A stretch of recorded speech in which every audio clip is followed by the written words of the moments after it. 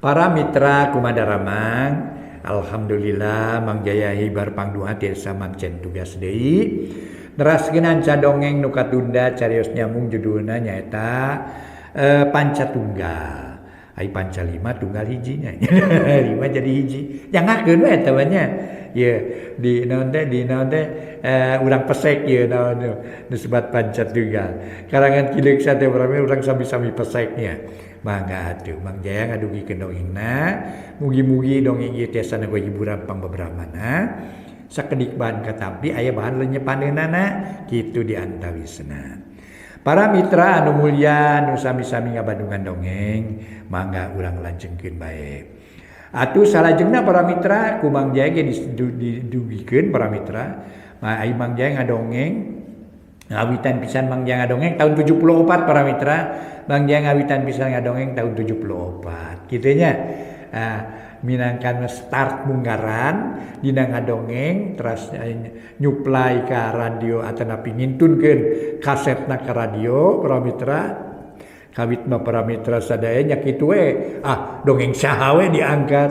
Tas kitu para mitra aya kerjasama. Eta dongeng karya kuring cenah ya. Mun atuh mangga urang kerjasama bae.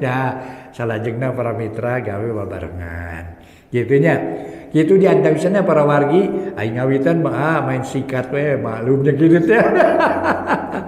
Gitu nya. Ieu mah dongengnya carios lami para mitra da sadayana ge kitu atuh.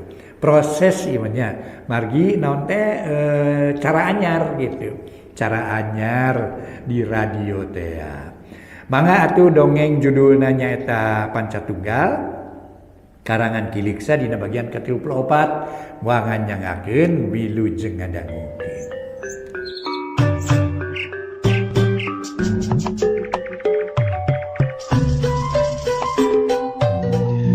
Para mitra anu mulya, Wilujeng tepang dangu sareng acara matuh dongeng enteng pangbeberahmana. Mang Jaya sapara kanca bade neraskeun hanca dongeng nu katunda carios nyambung judulna Pancatunggal. Ieu dongeng karangan Kileuksa ayeuna nincak bagian ka-34. Para mitra anu mulya, ieu acara kahaturkeun etang-etang hiburan pangbeberahmana. Sakumaha nu kauninga para wargi Nyi Partiwi harita teh naon teh diusir ku Surajaya. Samalih disarengan ku Mawiwit para wargi sadaya, Nyi Partiwi teh dina kaayaan sedih nalangsa taya hinggana para wargi. Ku tiasa kasawang ku urang nuju bebureyeungan. Naon teh bade ngalahirkeun heug deui para mitra diusir di leuceun ka leuweung di katengah leuweung luang liwung cenah kitu. Kumaha terasna dongeng mangga urang sanca sami-sami carios nyambung judulna Pancatunggal karangan Kileuksa dina bagian ka-34. Mangga nyangakeun Wilujeng ngadangukeun. Para mitra kaum dangu, Nyi Partiwi teu nemalan jempe bae bari neuteub kana indung suku. Anu karasana lalinu urut lempang sakitu jauhna, cipanon teu bisa ditahan matak bosen nyusutan. Sabab kaperes ku hate nu peurih jeung sedih. Angin leutik nu ngahiliwir milu sedih ka Nyi Partiwi, teu asa-asa ngusapan kana tarangna. Katara rambut Nyi Partiwi usik kawas anu aya nu ngusapan. Ku jalma nu karunyangeun, sora manuk recet dina tangkal kai ngabeberah kanu keur susah. Manintin ceurik ngaleungis gagak ngelaku mandear. Harita teh para mitra cangkurileung milu bangreung kadanca milu nalangsa ekek milu nyeri hate ti kukur milu bingung dederuk ngaharuk bari ngajentul. Tina kaayaan kitu si bohek ngeluk tungku rek ngomong heurin kuletah picaritaeun loba ngagolak jero dada. Rek dikedalkeun teh loba kapaur bisi ngajaheutkeun kana manah nu keur sungkawa. Tapi rasa panasaran maksa ka si bohek sangkan manehna daek nyarita. Akhirna jung cengkat neuteub ka Nyi Partiwi nu keur ngurutan bitis bari carindakdak. Aganya punten abdi teh bade ngiring sumangem su. Aya naon Kang Bohek, mangga we bade nyarios mah. Tu bisa leresna di abdi banget teu ngados mun. Nah naon atuh nu janten marga lantaran ieu teh pangaya ka jantenan kieu teh. Da koe mudanya abdi mah teh gugul angin kan. Ujug-ujug aya ka jantenan nu madak nalangsa begitu. Pami agan ridho mah mugi kersatu nerangkeun bisa leresna. Kabobahan pamikiran abdi sun. Mana abdi tiasa ngiring ngadeuleu kanggo kaselamatan salira gitu kan. Cek si Bohek ayeuna mah lancar ngomongna sabab beuki panasaran. Kang Bohek ayeuna mah urang sakalian medar lalakon.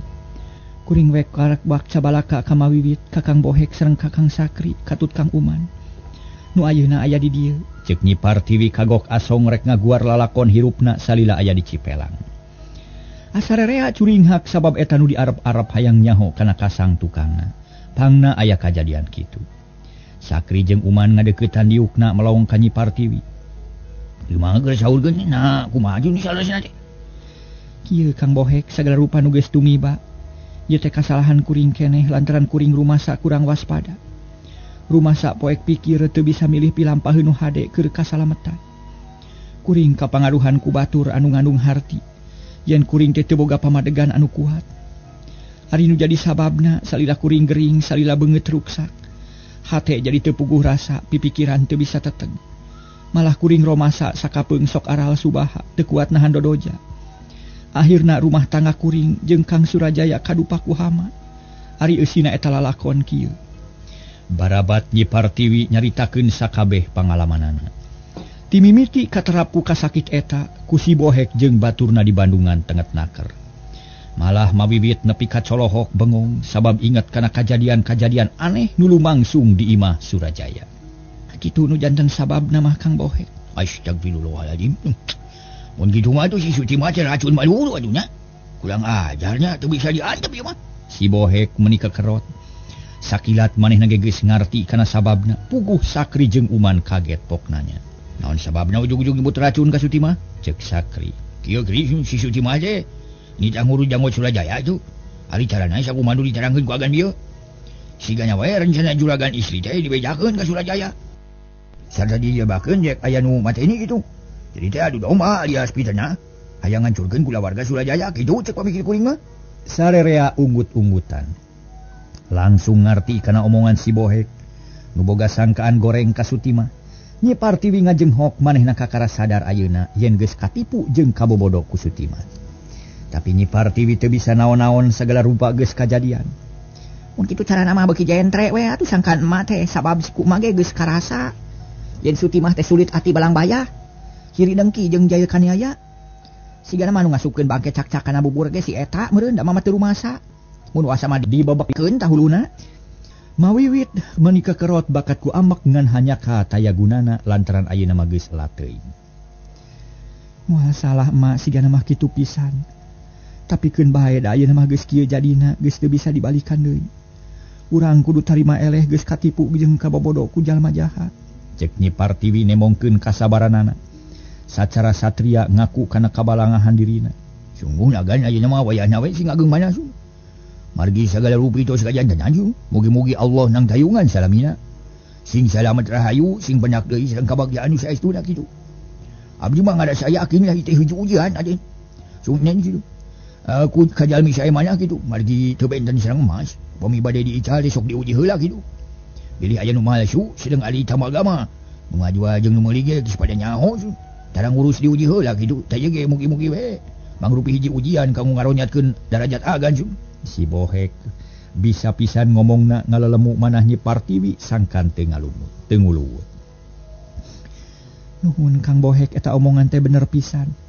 Ayeuna mah kaharti jeung karasa ku kuring yen ieu teh mangrupa ujian hirup. Kuring mah menta pidu anak we ti sararea sangkan kuring aya dina kasabaran anu langgeng. Kuring geus buleud patekada naon bae nu baris kajadian, tetep baris disanghareupan. Sabab kuring hayang ngagelarkeun anu jadi anak, hayang nyumponan janji pun bapa. Mun kuring teu hasil ngagelarkeun jabang baji, tinangtu amanat nu jadi bapa moal laksana. Sabab turunan Resi Kalajati iwati kuring sorangan. Laras agan sudah gitulah. Abdi moal pedot-pedot ngadua we mugi salira teh sing aya dina panang tayungan nu maha kawasa kitu. Nanging bilih kabujeng panas mamang atuh agan angkat deui lah. Wayahna we da ku abdi ge karaos dangdos agan teh ngaraos repot. Cek si Bohek ngemajak maju deui. Lantaran lalampahan teh jauh keneh moal tepi 2 jam deui. Hayu atuh urang reuyeuh deui.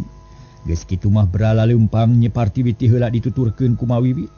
Nu teu waleh ngapi ngajaring bisi Partiwi labuh, tukang ngeunana si Bohek ditema ku Sakri jeung Uman nu ngagotong babakelan. Sakumaha nu kauninga parentahna mah para mitra, Nyi Partiwi jeung Mawiwit teh dibengker palebah matana. Kulawon hideung maksa jeung tujuan teu nyaho jalan ka mana. Tapi kawijaksanaan si Bohek henteu dilaksanakeun kalayan kitu. Jalan nu disorang beuki tarahal, malah mah beuki nanyak. jeung remet kura rambu jalan harita geus jauh pisan ti lembur beuki deukeut ka sisi leuweung tutupan. Akhirna sup ka leuweung Nyi Partiwi ngalenyap inget deui ka bapana nu teu kanyahoan di mana ngancikna.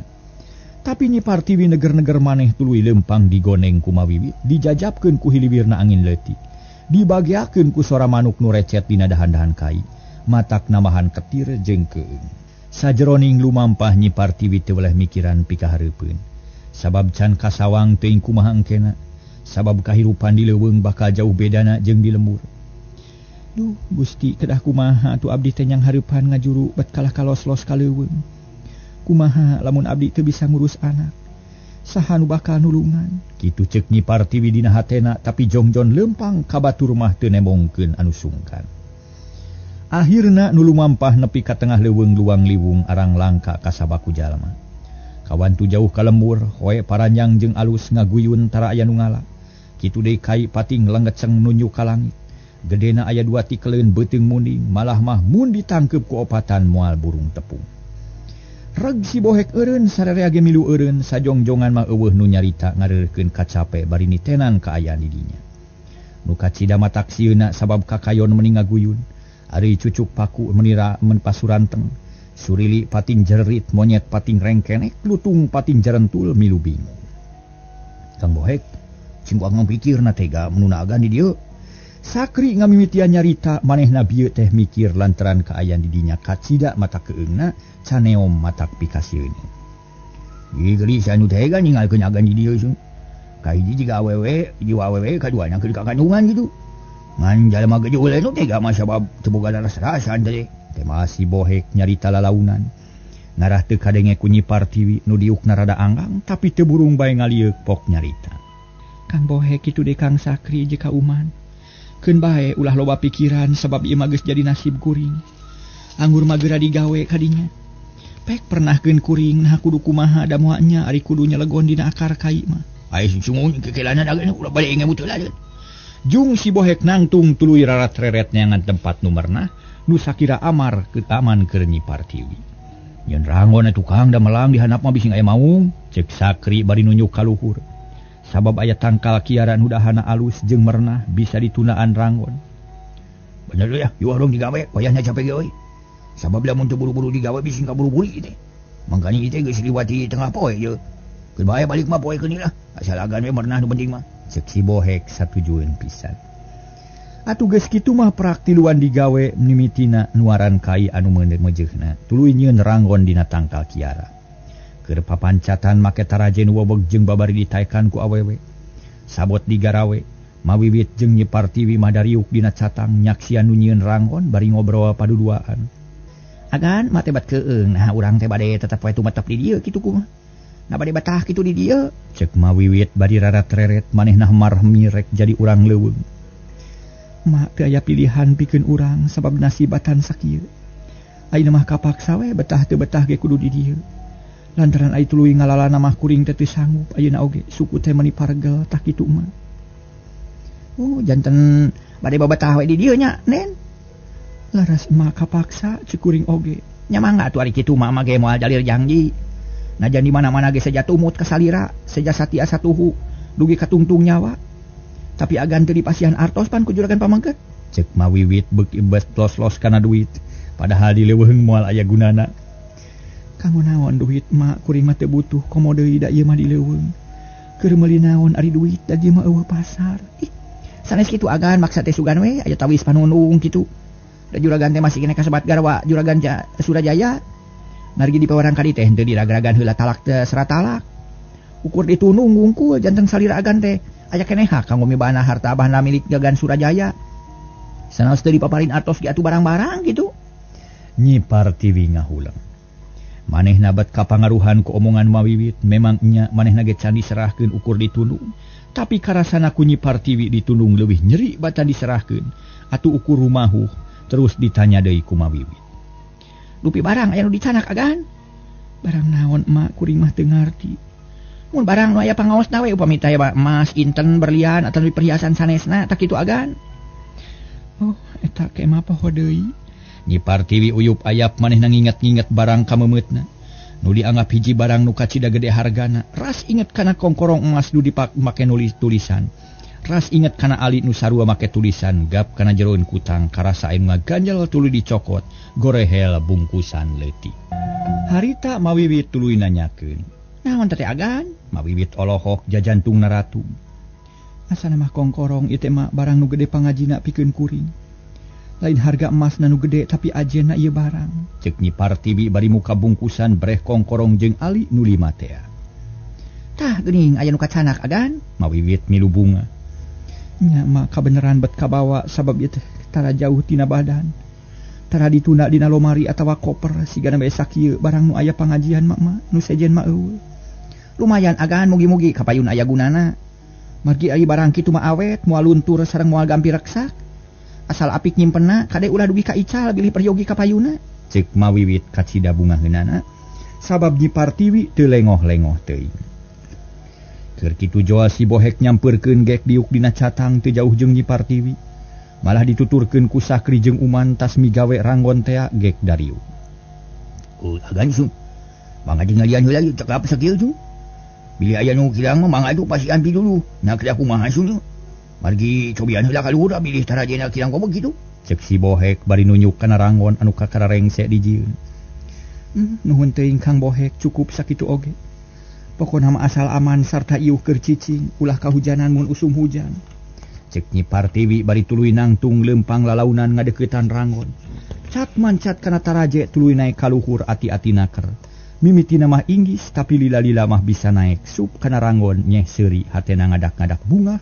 Nempo ranggon anu matak pika betahkeun. Kang Bohek sakieu mah cukup kuring betah di dieu. Sabab moasieun ku maung atawa sato sejen moal aya nu ngaganggu. Tapi kuring teh butuh kucai ka mana neanganana. Ceuk Nyi Partiwi bari nempo ka handap. Duka dua ganjing abdi teh terang sun. Nah di mana aya nu cinyusu rupina mah kedah milari heula kan. Margi di dieu teh tepi kana sirah cai kitu. Cik urang atuh pangneangkeun sakalian da kuring mah sieun. Ceuk Nyi Partiwi terang-terangan lantaran kucai teh butuh pisan. Keun ku abdi gan, Sakri miheulaan nyarita leos indit rek neangan cinyusu atawa susukan nu caina bersih. Geus kitu mah bakal ditaekeun kana ranggon malah Mawiwit nuturkeun ka luhur. Tuluy bebenah sangkan leuwih pika betaheun ari Nyi Partiwi. Ngalungsar bari ngurutan bitis hatena bet nalangsa nempo ka aya di kitu teh. Da pugu teu disangka ti tadina bet kudu ngalaman kieu. Heuleut sawatara waktu kurunyung Sakri datang tuluy naek kana ranggon. Gek diuk deukeut lawang ditanya ku si Bohek ngeunaan hasilna. Hasil Kang tu di ditu aya cinyusu Kang, caina herang mending ngagencelang Kang. Saya Kang ngaleut sareng si Rama. Harita para wargi sadaya, Sakri laporan ka si Bohek tapi Nyi Partiwi nu nyarita. Jauh atawa henteu Mang Sakri? Henteu gana itu balih ditu caketan ka picung anu ageng sun. Sakri nunjuk nuduhkeun tempat cinyusu. Nuhun atuh moal hese neangan ari kitu mah tah ayeuna mah beral wae. Geura marulang urah melang jeung hariwang teu kudu nginget-nginget ka kuring. Sabab geus tepi kana milikna yen kuring kudu kieu. Ngan aya sarupa pamentah kuring omat ulah poho nepikeun salam. Tepikeun salam ti kuring keur Surajaya nu beunghar. Nuhun kitu kahadean katarima ku kuring sarta muga-muga Surajaya tetep dina kaayaan kajayaan. Sing aya dina kabagjaan lahir batin. Kade tepikeun ka manehna nya. Ceuk Nyi Partiwi nyaritana ngadadak jadi tatag jeung sumanget. Geus pasrah kana naon-naon nu bakal tumiba. Mangga agan sih. Ku abdi bade didugikeun ka juragan pamageun tapi mugi agan sing ageng banah we sing ku abdi didoakeun pisan. Sing dijahit tina jurang kana langsaan sih. Jalan mah kumaha we ya Allah Maha Kawasa agan. Aing abdi saja permios margi tugas parantos rengse kalayan waktu ostos nyerelek cari sonten. Cek si Bohek tuluy ngajak sasalaman ka Nyi Partiwi gap ditampanan karasa sumeblak kana hate. Sabab ku si Bohek kacipta mimiti peuting engke Nyi Partiwi nanangan siksa batin anu pohara. Nuhun Kang Bohek pidu anu kacidahadena.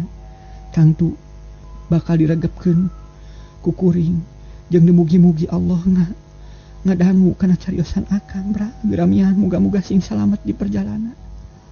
Para mitra sadaya Allah Subhanahu wa taala masalamina ngadangu nguping kana sing sakur caritaan jalma. Sok sanaos jalmi ngagerentes dina jero hate ku Allah maka kuping para mitra. Kauninga para wargi sadaya. Janten gitulah kakawasaan Allah. Anu tos teu aya wates wangeuna para wargi sadaya. Satuluyna masih Bohek jeung baturna sasalaman kanu rek ditinggalkeun. sarua pada langsarna hate ari rek paturai mah teu buru ngumbar Cipanon. Komo mawiwit mah cari nakdak sarta ngomongna dumareuda. Yang bohek ulah poho ka emaknya, bejakeun ka babaturan emak. Sing bumela kadunungan tapi kudu tetep dina kasabaran jeung kajujuran. Atuh saja bati kitu moga-moga urang sararea bisa riung pulung deui. Mangga mah aku kuring di tepikeun sih anu di lemur. Ayeuna mah sing sabar sing tawakalnya mah ulah aral jeung subaha. Si bohek ge para mitra sok sanajan lalaki teu kuat ningali kaayaan kitu. Nyi Partiwi renghap ranyug Cipanon marobai bijil celak maruragan kana lahunan. Tapi para mitra pipisahan teu bisa dicegah sabab geus kitu kuduna. Atuh akhirna mah si bohek jeung Sakri katut uman pating laleos ningalkeun Nyi Partiwi jeung Mawiwit. Nu harita narangtung di lawang ranggon ngajajabkeun ka dumulang ku paneuteu. Cagduna heula kaayaan Nyi Partiwi jeung Mawiwit. Kitu deui si bohek jeung baturna ayeuna caturkeun Surajaya nu mangkuk di lembur. Anu ngarasa lugina hate sabab geus hasil manggih bukti ngeunaan diri Nyi Partiwi. Nu leuwih gumira mah Sutimah sawor katut Rohadi. Sabab rancana nu geus lil dirarancang hasil kalaya nyugemakeun. Sutimah meniteu sirikna surak lantaran ti mimiti poe eta manehna aya bahan anu jadi nu kawasa di eta tempat. Puas ya cucuk rungkang geus ningkah. Moal aya nu ngaganggu ayeuna mah tujuan aing kudu buru-buru laksana. Kang Surajaya kudu jadi milik aing. Kitu gerentes hate Sutimah. Bari digawe sakumaha biasana sedengkeun Nyi Saroh jeung Sari. Katut Nyi Iwak nuliana ge harita mah. Asa teu puguh rasa sabab dunungan nu dipikaheman geus eueuh. Sesepuh anu dipikolot geus eueuh. Sararea cuang cieung kawas anak hayam leungiteun indung. Ari Surajaya para mitra harita teh diuk sorangan di kamarna kawas nu baluas hate. Lantaran peuting tadi rek aya nu ngala nyawa. Ras inget kana amanat Aki Kalajati nu sacara lisan mihapekeun Nyi Partiwi ka manehna. Ras inget deui kana kasukaan jeung kabungah nu kungsi karanapan babarengan jeung Nyi Partiwi. Ari ayeuna bet aya kajadian kitu atuh puguh we matak teu ngareunah hate. Asa boga hutang jeung boga dosa. Sabab ari hate leutik mah Surajaya oge teu tega miceun Nyi Partiwi kaleuweung teh da geus kasawang matak nalangsa jeung sangsarana. Tapi najan bari jeung kitu para mitra, Surajaya masih keneh ngarasa lugina. Sabab asa geus hasil miceun rereged nu aya dina awakna. Lantaran Nyi Partiwi dianggap hiji awewe jahat nu teu bisa diantep karepna. Alah. Nah, make kudu mikiran nu geus kaliwat, aing teh lalaki, kudu boga putusan nu teteg. Teu meunang dua kleok kawas pucuk awi ketebak angin. Si Partiwi memang pantes mun dipicieun kaleuweung sabab hatena buruk alah batan ti bapana. Alah batan merog kacing salang. Teu bisa diantep kitu, paduh teuing lah amanat bapana mah. Bongan manusia teu beunang dipikanya atuh. Mending oge yang anu sejen loba keneh awewe mah. Kitu ceuk hate Surajaya minang kaputusan nu pamungkas yen manehna tetep pageuh nyekel pamadegan Nyi Partiwi kudu dipicieun. Jung cengkat tuluy muka lomari maksud rek nyokot kongkorong jeung Ali nu kungsi dibikeun ka Nyi Partiwi teh. Susuganan teu dibawa tapi barang diteangan teu kapanggih eueuh hiji-hiji acan. Surajaya ngahulang haneueul asa kalengitan barang nu gede hargana. Wah, cilaka dibawa ku si Partiwi sigana mah. Memang geus direncanakeun ye buktina nu dianggap berharga ku manehna teu ditunda dina lomari. Tangtu salilana dibawa. Alah, pila kedar emas loba keneh beulieun lah, pesen deui we. Ceuk Surajaya koloyong kana kursi gek biuk cara tadi ngahuleng sagala di pikiran. Keur kitu panto kamar aya nu ngetrokan bus Sutimah asup bari nanggeuy baki. Dieusi ku kadaharan jeung cai kopi saemuk. Sok-sok ditunaan dina meja paroman Sutimah bear marah mai sabab hatena lugina. Angga ngaleut heulagan ulah ngalamun wae bilih teu damang sawios juragan istri mah da teu kedah diemutan wae. Tos kantenan kitu mah ayeuna mah payunan we nu aya supados teu janten panyawat. Cek Sutimah darehdehna keur ngomong teu asa-asa, teu asa jadi jongos. Nuhun Sutimah. Kuring rek barang dahar da memang lapar, tapi maneh tong ka init ye diuk ke dinya tah. Surajaya para mitra nunjuk kana kursi nu aya nu hiji deui. Nu biasana sok dipake ku Nyi Partiwi. Gek Sutimah diuk bari melong ka Surajaya. Bari aya pikir saeunaon agan abdi mah mending rareuwas. Teu kudu leuwas-leuwas eueuh pikaleuwaseun. Kuring ukurek nanyanya. Sabab tadi aya kajadian nu matak reuwas. Ari maneh satuju mun si Partiwi dipicieun kaleuweung? Kitu ceuk Surajaya bari neuteu. Ih agan abdi mah moal ngalalangkungan ka salira. Perkawis gan Partiwi angin juragan nu kawasa, bade di kitu bade di kieu ge mangga. Ari abdi mah teu gaduh kanggo nya tujuan atar pingahalangan. Salah tuh ari kitu mah sabab kuring teh butuh ku jawaban anu pasti pikeun tegeun hate. Cik sakali deui jawab. Satuju atawa henteu kana hukuman anu ditibankeun ku si Partiwi? Kasih Partiwi? Satuju gan. Naon sababna make satuju? Margi saur juragan gigan Partiwi tos buktos bade ngaroga halaka salira. Bade ngala nyawa ti bongohna. Pamilaras kitu mah abdi ge satuju, margi nu jahat mah kada dihukum nu berat ngarah kapok. Tak kitu nu janten margi nama. Cek Suti mah teu eleh omongan, sagala rupa kawas geus nyampak. Syukur atuh ari kieu mah. Da ayeuna kieu ye kuring teh kacidangan nuhunkeunana lantaran asa jasa maneh beuki loba. Geus sababaraha kali nyalamatkeun nyawa kuring, maneh pisan nu diharapkeun ku kuring. Sabab memang nu kitu pagawean nu satia teh nyanya. Toh pati jiwa raga pikeun ngabelaan dunungan. Ieu kabeh geus karasa ku kuring sarta katarima pisan. Barang ngadenge omongan Surajaya kitu hate Suti mah meuni surak bakat ku ato. Tapi ari paroman mah teu robah, api-api teu butuh ku pamuji. Siga nu nyawa ikhlas tur tanpa pamrih, pok nempas dari anaker. Ih juragan, ari kanggo abdi mah ngabela kadunungan teh sanes perkara nu aneh, margi kitu sakedahna. Ari kadunungan mah kedah wantun ngetohkeun jiwa sareng raga. Kanggo kasalamatan dudungan. Nanging mugi janten uninga we abdi mah kikituan teh sanes hoyong dipuji. Henteu aya pangarahan estu celik putih celak herang. Bijil tina ati sanubari laras-laras hoyong bumela kadunungan. Ari nu janten margina abdi teh tos kedal kecap. Yen bade satia satuhu kadunungan nu tangtos kantenan ageng jasana. Kadiri abdi teh kapungkur abdi parantos nyanggem yen abdi teh upami teu dijait ku juragan mah boa toing tos kumaha tangtos sangsara kadungsang-dungsang moal kantenan menak neda tak kitu abdi teh gan. Heuh syukur atuh. Kaharti ari kitu mah tetela omongan maneh teh bener-bener ayeuna mah geus bukti pisan. Yen si Partiwi lain awewe bener. Lain percayaeun buktina kasalaki geus tega ngala nyawa. Padahal mah kurang kumaha atuh. Harta loba di imah bebas, ku salaki dipercaya, tapi nah masih keneh ngalasan kanu teu puguh. Kata-mata mah bet aya niat mateni estu ningaleuweuhi. Nah kumaha maksud? Nanya kuring mah teu bisa neguh ieu kana tujuan nu sanyana. Cek Surajaya bari ngusap beungeut. Upami dipercanten mah abdi ge terang kana tujuanana. Nah kumaha cing caritakeun. Kieu agan pangna aya kajantenan kieu teh gan Partiwi teh tos badanten sareng mawiwit bade narekahan satia-satiasa sangkan harta bana mutlak janten milik gan Partiwi. Salajengna anjeunna milari rupi-rupi tarekah kanggo ngahontal cita-citana. Nyahireuna aya kajantenan kieu agan. Ceuk saha maneh nyaho? Saur gan Partiwi nanging teu langsung ka abdi. Harita teh waktos juragan teu aya di bumi gan Partiwi badanten sareng mawiwit di kamar. Ku abdi diintip ti luar atrapisan ka kuping. Kitu maksudna. Nu mawi wawiwit mah wantun mungpang kana kasauran juragan. Buktosna leuwih bela ka gan Partiwi batang ka juragan, tak kitu. Ngadenge caritaan ti Nyi Suti mah para mitra sadaya. Anu ngandung jarum-jarum racun teh para wargi sadaya. Atuh puguh we jarum racunnya seukeutnya bahaya. Surajaya harita para wargi sadaya ungut-ungutan manehna beuki keheul ka Nyi Partiwi jeung mawiwit. Manehna beuki kakepeul ku Suti mah. Jiwana saolah-olah geus aya dina dampaleungeun Suti mah. Surajaya geus kacekok ku omongan-omongan nu ngandung racun, teu sadar yen dirina keur keuna ku pitapak anu ngabahayakeun. Aing atuh ari kitu mah.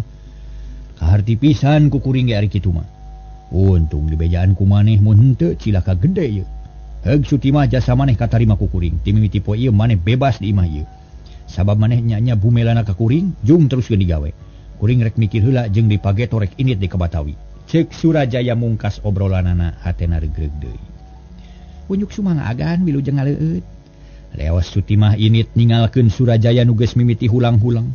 Siga nu kabung bulengan, hatena teu daek cicing sabab ngait ka Suti mah. Nu bieu ngaleos init sanyana mah Surajaya teh hayang ngobrol nu leuwih jauh, ngeunaan pribadina tapi can wani sabab asa can tepi kana waktuna. Akhirna Surajaya kaluar ti kamar tuluy nyampeurkeun ka istal. Nempo pagaweana nu keur ngurus kuda kasampak teh Mang Kayim jeung Mang Juha keur ngawadul. Nempokeun Sawora jeung Ruhadi nu keur ngaros kam kuda. Mang Kayim, Mang Juha, coba ka dieu heula sagedeung, cek Surajaya bari ngagupayan. Puguh we nu duaan pating rarenya tuluy ngadeuketan ka dunungan. Bade aya pikeun saeunaon agan, cek Mang Kayim. Isukan kuda umal siapkeun sapuratina, kitu deui kuda tunggang kabeh sayagikeun sing tarapti. Lantaran pageto kuring rek init ka Batawi ye, mau barang dagangan sakumaha biasana. Omat ulah anu kaliwatnya, sabarek ka radalila ayeuna mah. Mangga kan. Temal Mang Kayim ponok hatena mah teu pati sumanget, narima parentah teh sabab inget Kanyi Partiwi jeung Mawiwit nu dibuang ka leuweung. Kahiji eta mang kaduana si Sawor jeung si Ruhadi bere salin nu pantes. Mimiti Pageto maranhina diangkat jadi pangawal kuring sabab geus katempo pagawean nu hade, geus kaciri pribadina nu alus, sarta geus meujeuhna meunang perhatian ti kuring. Ceuk Surajaya bet ngadadak asih ka si Sawor jeung Ruhadi. Dupi maksa dagan teh kumaha sun pangawal pribadi teh atanapi pangawal barang sun.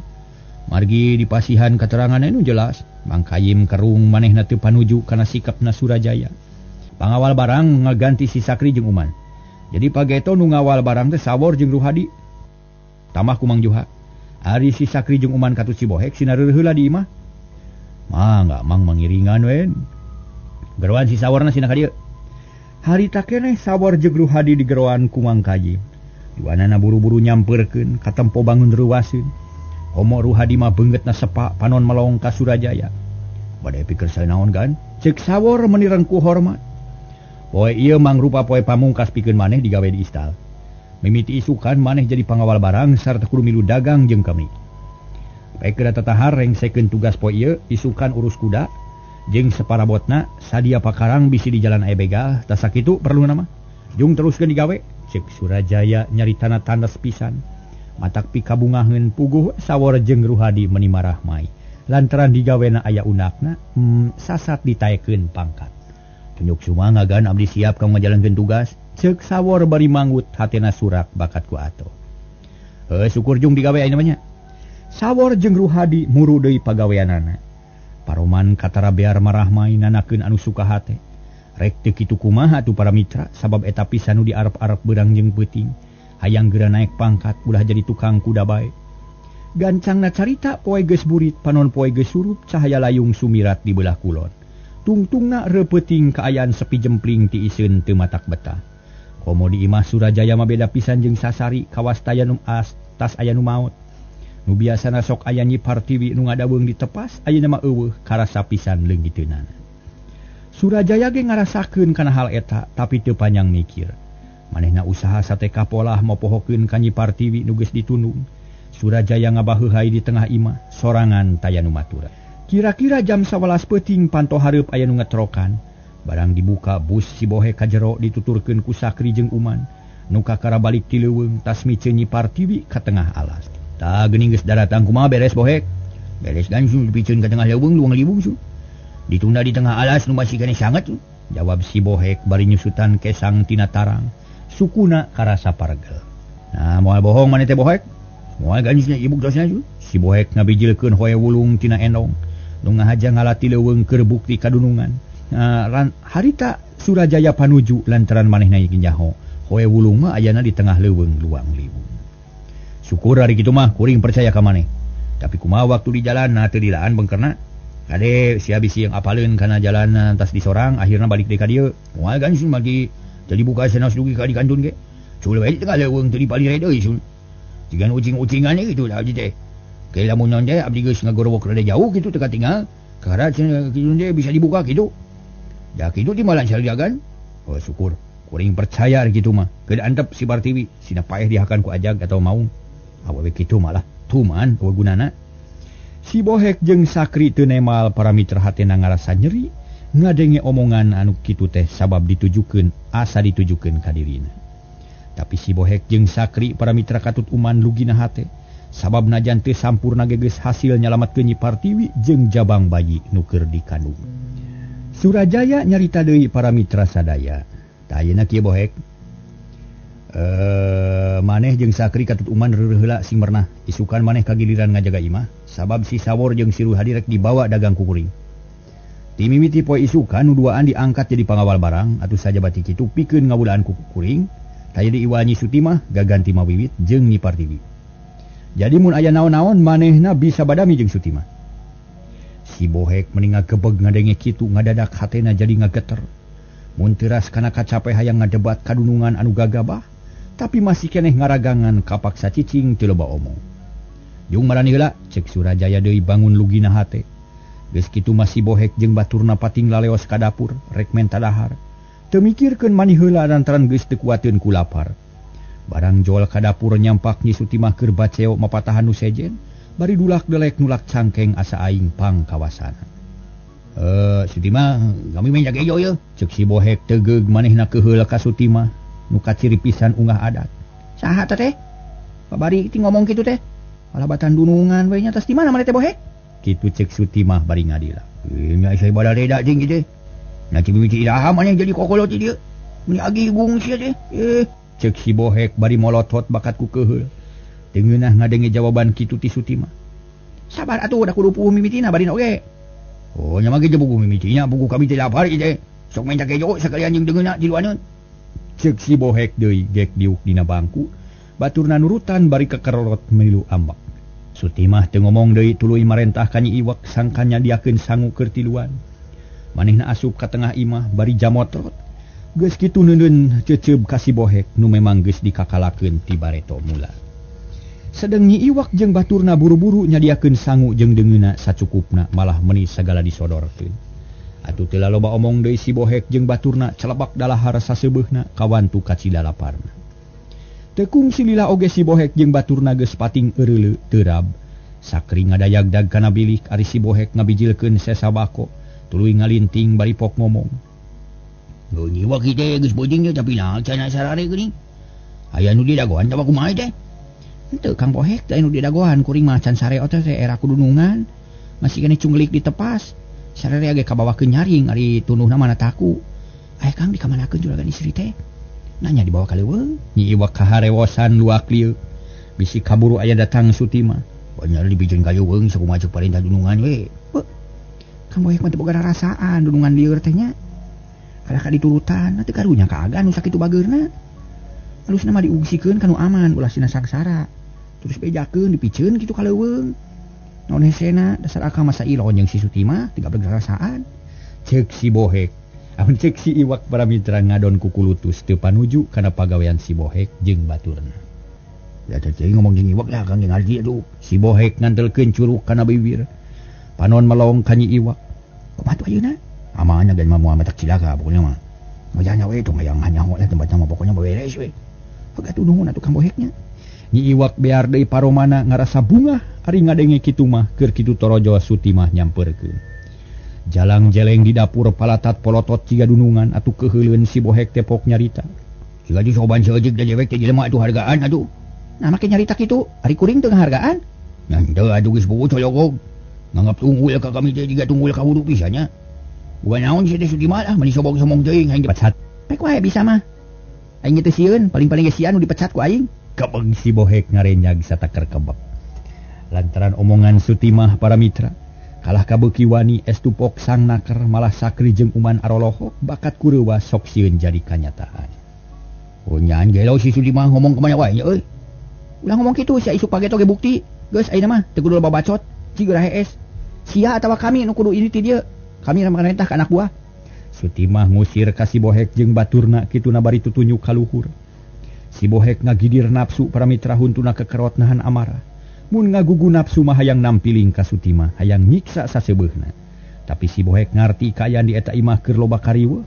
Jung si Bohek teh nangtung tuluy ngaleos ninggalkeun dapur, dituturkeun ku Sakri jeung uman anu sarua jadi ceceub ka Sutimah. Waktosna seep di para mitra.